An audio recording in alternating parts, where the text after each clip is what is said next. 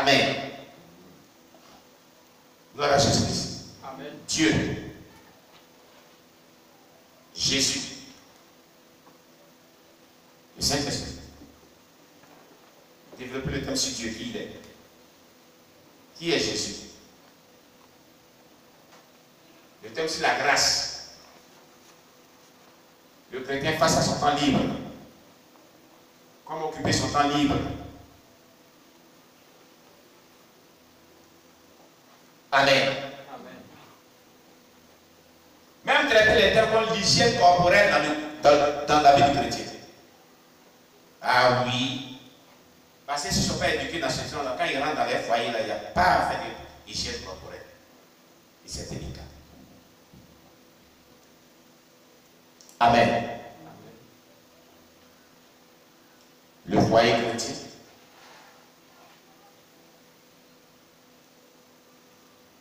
Amen. Amen. La vie chrétienne dans la jeunesse. Les difficultés, les tentations auxquelles sont confrontés les chrétiens. Donc le thème tentation. Tous ces thèmes-là seront développés par le leader qui sait que sa mission première est d'amener l'Église à la perfection en vue de l'œuvre du ministère pour l'éducation du corps d'Église, comme le déclare Éphésiens 4, verset 12. Alléluia. Mais aujourd'hui, ce ne sont pas des thèmes qui sont développés dans les assemblées chrétiennes, la majorité.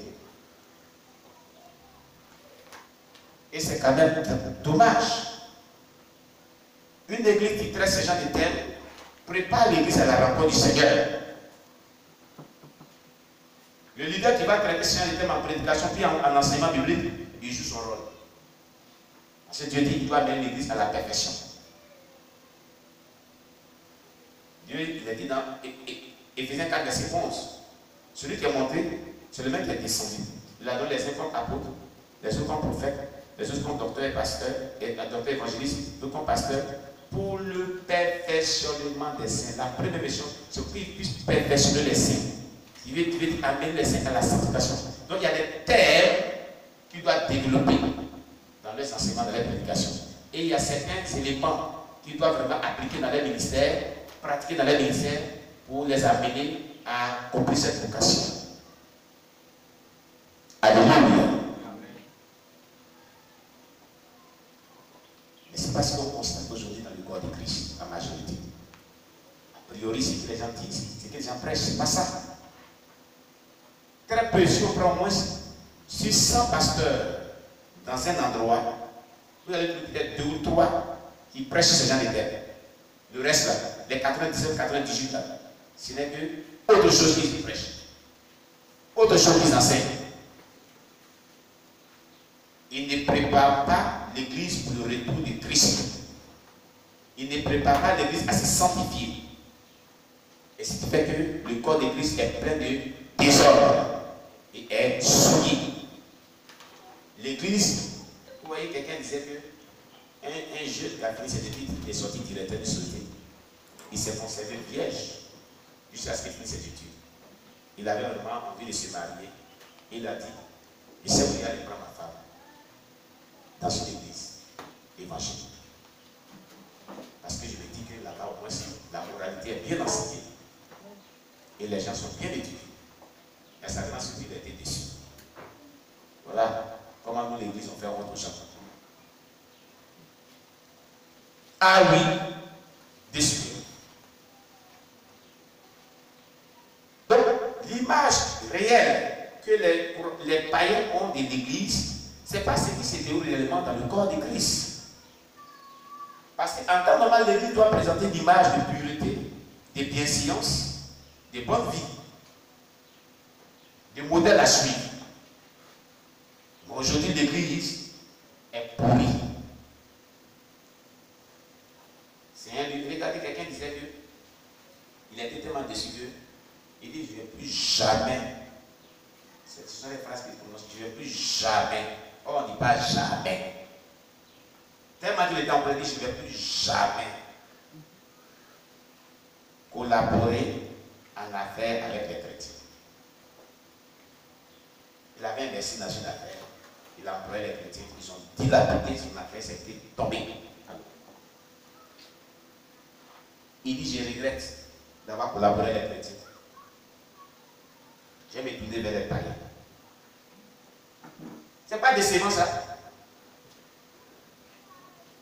Les chrétiens de notre époque n'ont pas la crainte de Dieu. Ils n'ont pas la crainte de Dieu. Les frères en Christ qui ont l'opportunité de monter une affaire et les aider aussi à sortir vraiment de la souffrance, les mettre dans leur affaire, dans leur entreprise, et eux ils délapident tout. Sous prétexte que c'est un frère en Christ, il ne va pas nous envoyer quelque part. Et allez ensemble. Parce qu'on craint Dieu. Hein? Il était dessus. Il dit, dorénavant, si tu dois investir, quand tu lui parles des chrétiens, il dit non, ne peux pas parler de cela. Il n'a pas gardé un bon souvenir. Où est comment? Les gens ont déçu. Et me disait un homme de Dieu, la semaine passée, quand il était à Abidjan, ça m'a fait pitié. On partait voir son champ d'émission. Il est là, parti, il est grand temps plein. Il dit, tu sais, apôtre, il était dans le véhicule, il dit, le fils de notre pasteur, notre défunt pasteur, il est mécaniste. Ma voiture est tombée en panne. Il m'a dit d'acheter un nouveau moteur. Et c'était très cher. J'ai pris de l'argent, j'ai acheté. Je lui ai donné. Il a coupé dans l'argent, il allait mettre au moteur dedans. Ça n'a même pas fait 2 jours. La voiture, ça fait des années, c'est incroyable. On ne sait même pas comment on va s'en prendre parce que c'est le fils du pasteur.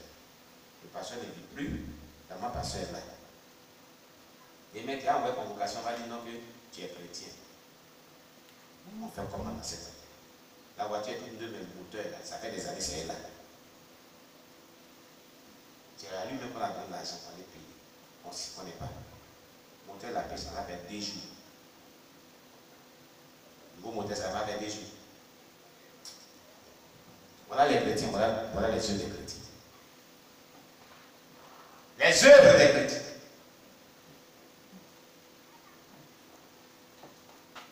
Alléluia.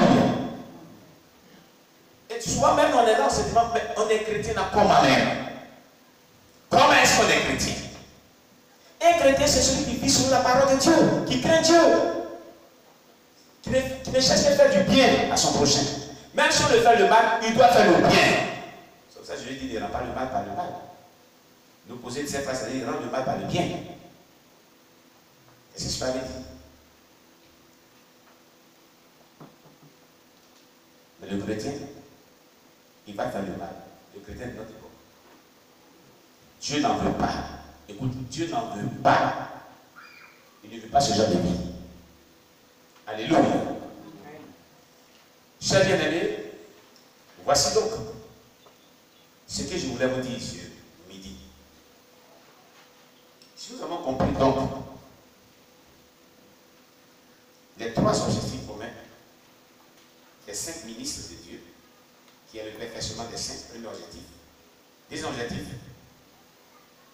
pour œuvrer pour l'œuvre du ministère, 3 objectifs, éducation du corps de Christ. Mais c'est pour vous devez savoir, selon Éphésiens 4, verset 11 à 12, Dieu a suscité les 5 ministères pour 3 objectifs communs. Le premier objectif est la condition pour la réalisation des 2 autres objectifs. Sans la sainteté, les gens ne peuvent pas œuvrer pour le ministère, ne peuvent pas édifier le corps de Christ. Comme Dieu le veut, Dieu est un Dieu d'ordre. Amen. C'est ce que l'on doit savoir. Que Dieu nous bénisse. On acclame le Seigneur Jésus-Christ.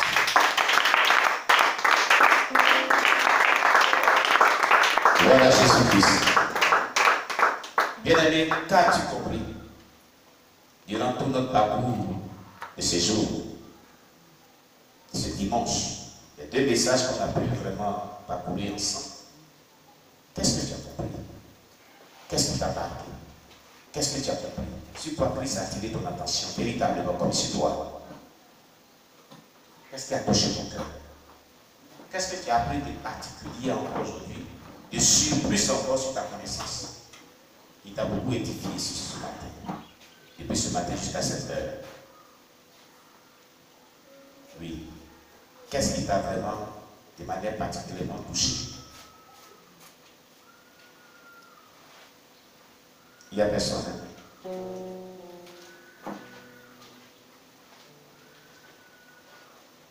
D'apprendre le frère Gédéon comme il y a personne. Vas-y donc. Que Dieu nous bénisse. Amen. Vraiment par rapport au premier message, Oui. ce qui m'a marqué, c'est que tout ce que l'homme fait sur cette terre en subira vraiment le jugement devant Dieu. Amen. Tout ce que nos yeux veulent regarder, en tout cas tous les plaisirs auxquels on veut vraiment vivre aujourd'hui, Dieu ne nous en empêche pas. Mais que l'homme vraiment sera jugé.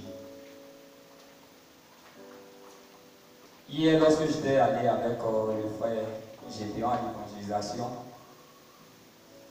Ça a commencé déjà. Ah, les chants d'émission ont commencé.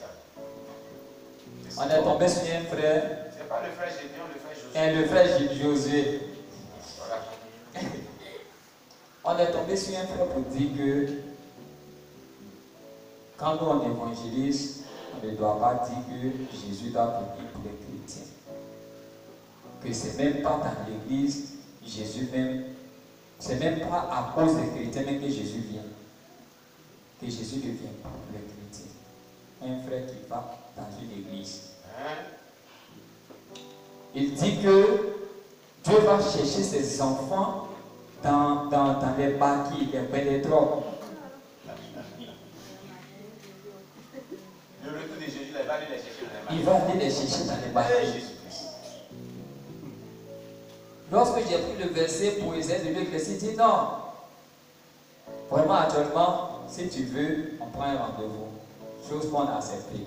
Mais il dit que aujourd'hui, on n'a pas à évangéliser pour dire que Christ est mort pour les chrétiens. Christ n'est pas mort pour les chrétiens. C'est pour ceux-là même qui sont vraiment au dehors, pour les païens. Parce que le jour même de l'enlèvement, là, ce sont les païens même qui seront sauvés, les chrétiens ne seront pas sauvés, puisqu'ils ne viennent pas pour les chrétiens. Et ce qu'il a ajouté de ceux qui nous appelaient, c'est qu'il dit que lui, avant d'aller à l'église, il boit. Avant d'aller à l'église, il boit. Tant bien que son pasteur lui a dit que c'est pas bon, mais lui, il trouve que c'est à cause de ces gens-là qui seront dans des maquis, des pénétrons, ceux qui seront en train de pécher là. C'est pour eux que Jésus vient. Donc si nous on vient, on ne doit pas vraiment parler de sanctification ni d'accepter Jésus. Donc vraiment, voici que le test de ce matin est clair là-dessus. Dieu merci qu'il nous a donné rendez-vous demain lundi. Parce qu'il disait qu'il n'était pas auprès de sa Bible. Il n'était pas auprès de sa Bible. Ce qui confirme vraiment cela, c'est que le premier miracle de Jésus, c'est le vin. Donc, tous ceux-là qui seront en train de consommer le vin, là, c'est à cause d'eux que Jésus vient, parce que cela a été le premier miracle de Jésus-Christ. Oh, là, c'est pas possible. Donc, vraiment, ce matin, le texte nous montre que Jésus a souffert à cause de l'église de son épouse. Jésus a souffert et sa souffrance même n'est même pas comparable à ce que nous vivons aujourd'hui. Vraiment, face à la souffrance de Jésus, on comprend qu'on est paresseux. On ne veut rien faire, on dit tout est grâce. Un jour là où je suis, où je vais à la où je travaille à la cabinet, il y a un frère qui a dit que lui, il est sauvé avant la fondation du monde. Parce que avant même qu'il soit créé, que lui, il est déjà sauvé. Parce que